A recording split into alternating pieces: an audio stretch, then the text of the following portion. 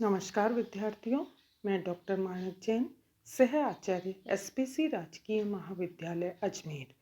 आज हम बीए पाठ तृतीय इतिहास विषय के द्वितीय प्रश्न पत्र विश्व का इतिहास का अध्ययन करेंगे और साथ ही ये टॉपिक बीए पाठ द्वितीय ऑनर्स के पंचम प्रश्न पत्र का भी है। तो विद्यार्थियों, इटली का एकीकरण जो है वो विश्व इतिहास की एक महत्वपूर्ण घटना मानी जाती है।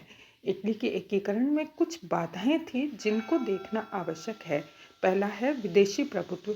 इटली के अधिकांश भाग पर विदेशी शक्तियां शासन कर रही थी। लोमार्डी और वेनेशिया पर ऑस्ट्रिया का आधिपत्य था। पार्मा, मॉडेना तथा टस्कनी में ऑस्ट्रिया के हैप्स वर्गीय वंश के शासकों का प्रभुत्व था। नेपल्स तथा सिसिली में बुर्बन वंश का शासन था।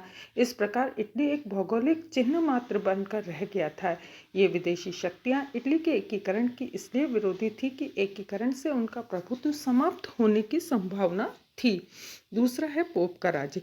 रोम में पोप का राज्य स्थापित था। पोप इटली के एकीकरण का विरोधी था क्योंकि इससे पोप के राज्य के समाप्त होने की संभावना थी। पोप के राज्य का आधिपत्य करना कठिन था क्योंकि इससे यूरोप की कैथोलिक जनता का नाराज होने का भय था।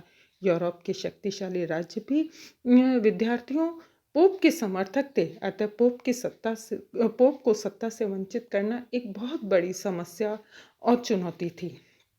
तीसरा है प्रांतीयता की भावना। इटली के राज्यों में प्रांतीयता की भावना कूट कूट कर भरी हुई थी।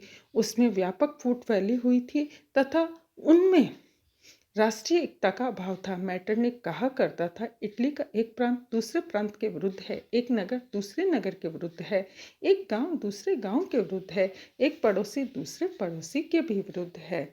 तो इससे अनुमान लगाया जा सकता है कि वहाँ केवल अपने स्वार्थ की भावना थी, राष्ट्रीयता की भावना नहीं थी। चौथा है इटली के राज्यों की ईर्ष्या। इटली के विभिन्न राज्य एक दूसरे से ईर्ष्या करते थे। विभिन्न राज्य के शासकों में इटली की एकता के लिए त्याग करने की भावना नहीं थी। सब अपनी निरंकुश सत्ता बनाए रखना चाहते थे। उसने इटली के एकीकरण के लिए उत्साह नहीं था। पांचवा है राष्ट्रीयता की भावना का अभाव। इटली वासियों में राष्ट्रीय चेतना का अभाव था। केवल बुद्धिजीवी वर्ग ही ये चाहता था कि इटली का एकीकरण होना चाहिए, जबकि जनसाधारण इटली के एकीकरण के प्रति उदासीन बना हुआ था। नेक्स्ट है सुदृढ़ राजनीतिक दल का अभाव। इटली में कोई भी ऐसा सुदृढ़ राजनीतिक दल नहीं था जो अपने झंडे के नीचे समस्त इटली वासियों को संगठित कर सके तथा इटली में स्वतंत्रता आंदोलन का संचालन कर सके। कार्बोनरी की गतिविधियों और छोटे छोटे विद्रोहों से अधिक लाभ की आशा न थी। मैज़नी की युवा इटली नामक दल के पीछे भी लोकमत न था। वह गणतंत्रवादियों का ही संगठन समझा जाता था। निश्चित योजना का अभाव। इटली वासियों के सामने इटली के एकीकरण की कोई निश्चित योजना नहीं थी। एक और मैज़नी गणतंत्र की स्थापना चाहता था तो दूसरी ओर अनेक राजनीतिज्ञ राजतंत्रीय शासन की स्थापना के पक्ष में थे। सार्डिनिया और पिडमॉन्ट के राजनीतिज्ञ तो राजतंत्र के कट्टर समर्थक थे। ऑस्ट्रिया द्वारा बाधा उत्पन्न करना। इटली के एकीकरण में सबसे बड़ी बाधा ऑस्ट्रिया थे।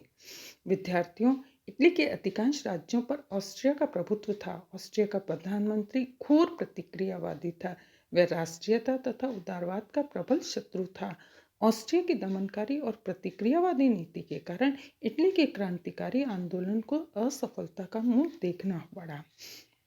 विद्यार्थियों, अब 1815 से लेकर 1848 तक इटली के एकीकरण के लिए कौन कौन से प्रयास किए गए, उन प्रयासों को देखना भी आवश्यक है।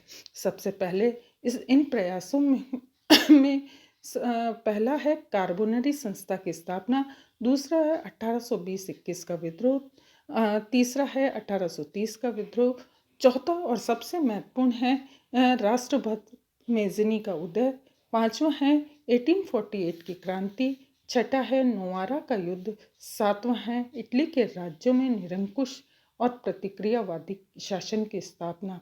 और इन सब का परिणाम ये हुआ कि इटली के एकीकरण के कुछ मार्ग प्रशस्त हो गए। अगले जो क्रम है उस क्रम में हम देखेंगे कि इटली के